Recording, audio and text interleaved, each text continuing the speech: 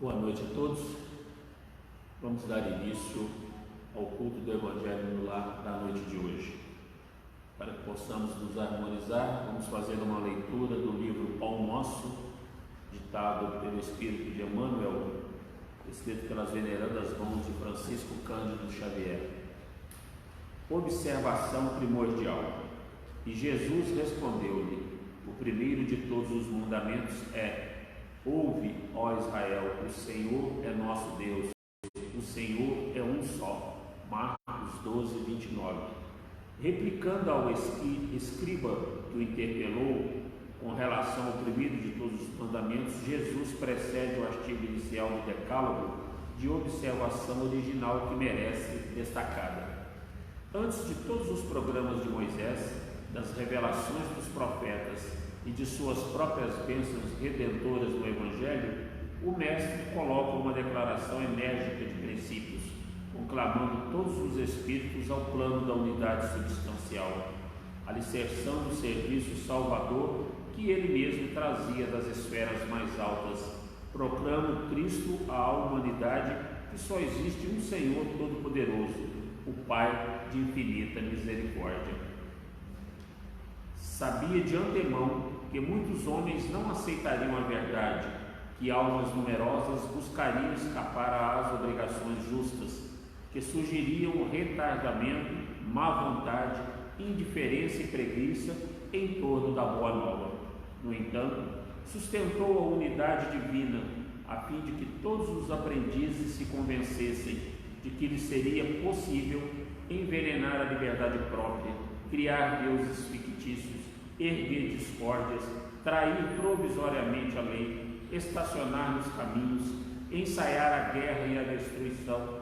Contudo, jamais poderiam enganar o plano das verdades eternas, ao qual todos se ajustarão um dia na perfeita compreensão de que o Senhor é nosso Deus, o Senhor é um só. Então vamos elevar os nossos pensamentos a Deus, rogando a Jesus, nosso guia e modelo, que nos assista, que permita que a espiritualidade maior que nos acompanha nesse momento possa visitar o nosso íntimo, trazendo serenidade, paz, equilíbrio e harmonia, a fim de que possamos, na noite de hoje, colocar em prática todas as lições morais que porventura serão dadas através da explanação do Evangelho. Te agradecemos, Pai, pela semana que se passou, pela água que saciou a nossa sede, pelo alimento que nos saciou a fome, pelo agasalho, pelo lar que nos abriga. Te agradecemos pelos entes queridos, encarnados e desencarnados, onde quer que se encontrem, que derrame a sua luz sobre cada um deles. Te rogamos igualmente, permita que Maria, nossa mãe, possa visitar nesse instante, juntamente com seus servos, todos os nossos irmãos que partiram deste plano pela porta do suicídio, que sintam-se agasalhados com um abraço fraterno, que sintam-se acariciados com muito amor, com muito carinho por cada um de nós através dessas vibrações que a cada um deles nós endereçamos. E assim, agradecidos imensamente por tudo que temos e por tudo que somos, pedimos permissão para dar início ao culto do Evangelho da noite de hoje. Que assim seja.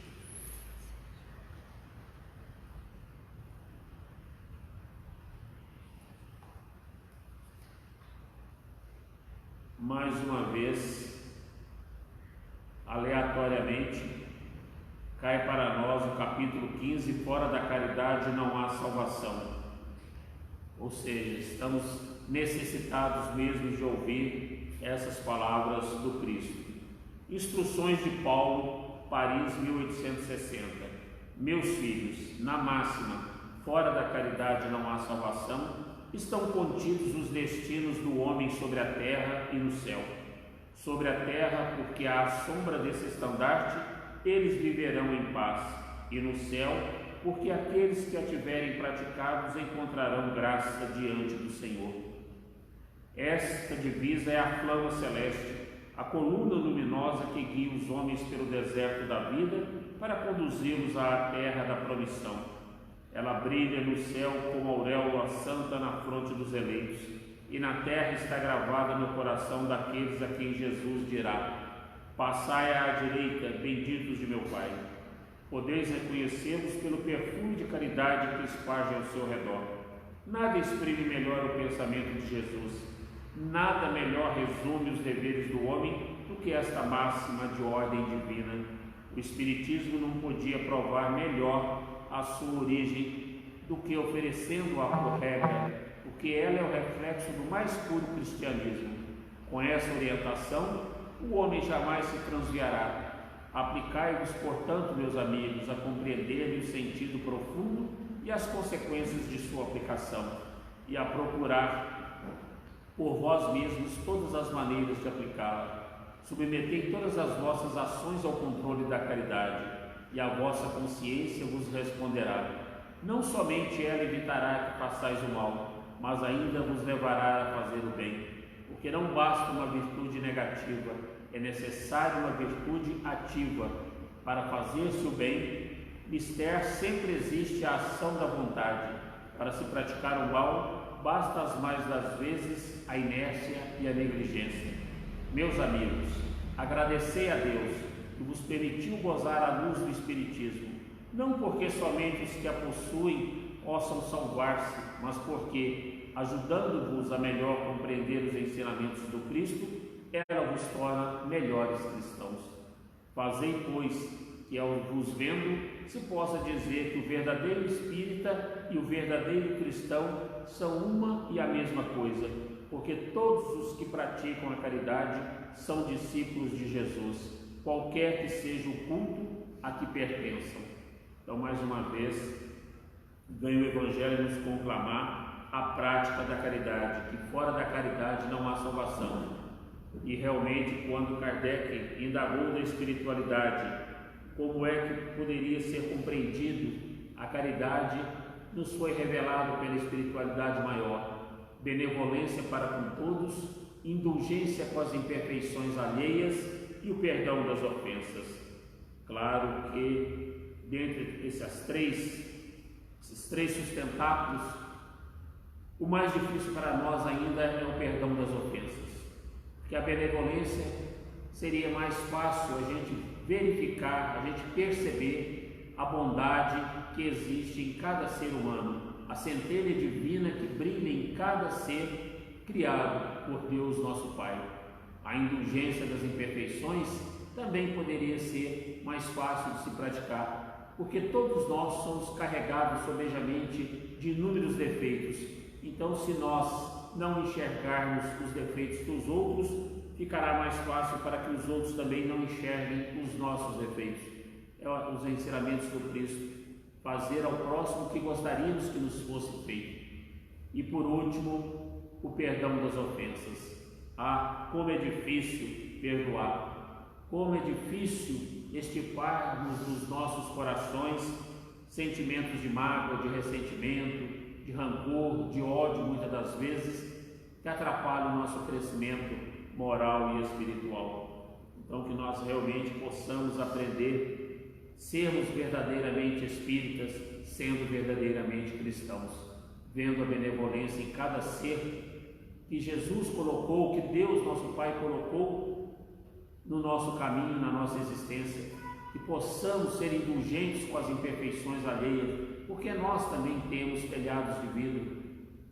Então, que nós possamos orar e vigiar, mas as nossas vidas, os nossos atos, e que cada um possa ser responsabilizado, que cada um possa verificar aquilo que lhe é atribuído, aquilo que deve ser modificado. A tão famigerada frase reforma moral ou reforma íntima. Junto com a caridade pregada nesse capítulo 14, nós poderíamos dizer ainda sobre a beneficência estampada no capítulo 13, onde se diz que a mão esquerda não deve saber, a mão direita não deve saber o que faz a esquerda. Então, que essa caridade que a gente sempre deve exercitar não fique somente na caridade material, mas que fique também principalmente na caridade moral, na caridade espiritual. Que possamos, dentro das nossas possibilidades, levar um prato de comida, levar um agasalho, levar uma garrafa de água àquele irmão necessitado, mas que nós possamos também ofertar o nosso ombro, que nós possamos ofertar o amparo, o consolo, o esclarecimento, a orientação àqueles que encontram-se desviados, angustiados, sofridos nessas batalhas que cada um de nós travamos no nosso dia a dia. Que nós possamos orar por aqueles que se encontram nos asilos, possamos orar por aqueles que estão nos presídios, possamos rogar a Deus, a Jesus, a espiritualidade maior, que assista aos nossos irmãos que campeiam pelas ruas sem ter um lar para retornar, sem saber se terão um prato de comida para os alimentar naquele bendito dia. Então, que realmente, fora da caridade não há salvação. Esse tem que ser o estandarte de todas as religiões. Todos nós, seres humanos, devemos praticar essa máxima. Mas despido de qualquer vaidade, despido de qualquer humilhação para com aquele que recebe, porque na grande maioria das vezes os beneficiários dessa caridade somos nós mesmos. Quando muitas das vezes achamos que estamos servindo, estamos sendo servidos.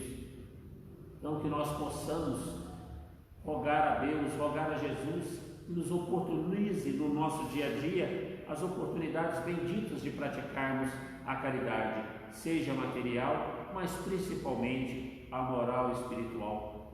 Que a gente possa praticar a caridade, doando a esmola, mas com caridade, com amor, com carinho, sem humilhar, sem perturbar a quem recebe.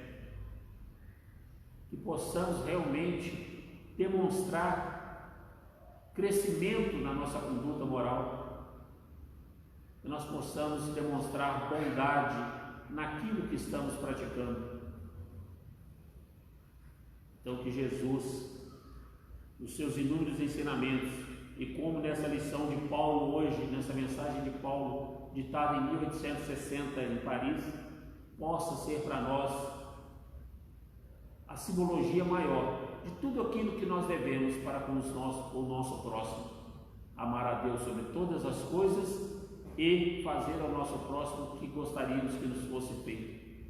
Se nós tivéssemos um filho necessitado de um pedaço de pão, de um agasalho, nós não gostaríamos de encontrar uma alma caridosa para que assim o alimentasse, para que assim o vestisse?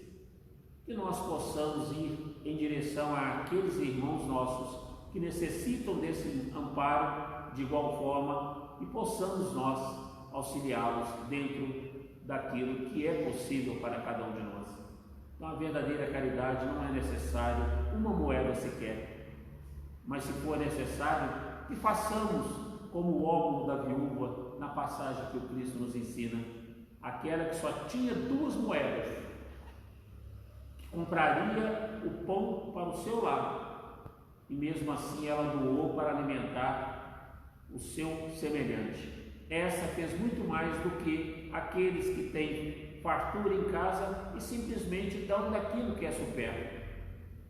Então que nós possamos praticar a verdadeira caridade, nos inspirando nessa passagem do Evangelho do óbolo da viúva, que a gente possa realmente dar daquilo que nos serviria muitas das vezes de alimento, de agasalho, e que ainda o orgulho, o egoísmo, a vaidade nos impede de praticar.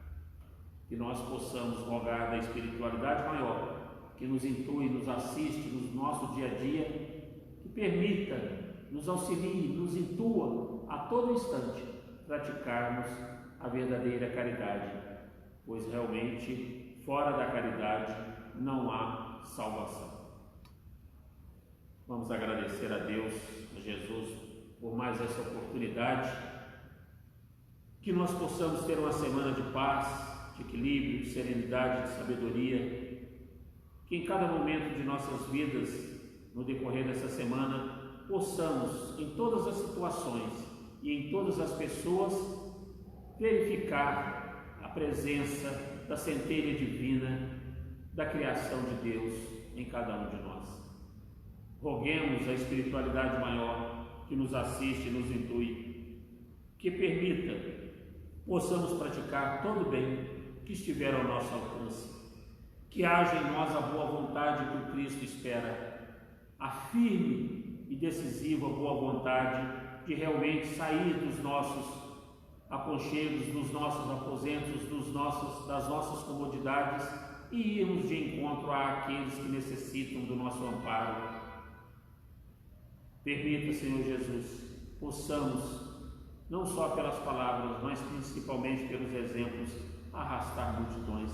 As palavras convencem, mas os exemplos arrastam, e que nós possamos fazer parte dessa corrente de pessoas do bem, que através do exemplo arrastam multidões.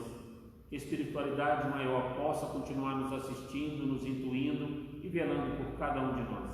E assim, agradecidos com a oração que o Senhor nos ensinou, pedimos permissão para encerrar o Evangelho da noite de hoje. Pai nosso que estais no céu, santificado seja o vosso nome. Venha a nós o vosso reino, seja feita a vossa vontade, assim na terra como ela é feita no céu. O pão nosso de cada dia nos dai hoje. Perdoai as nossas ofensas na medida em que perdoarmos aos nossos ofensores. E não nos deixeis entregue às tentações, mas livra-nos, Senhor, de todos os males. Ave Maria, cheia de graças, o Senhor é convosco. Bendita sois vós entre as mulheres, bendito é o fruto do vosso ventre, Jesus.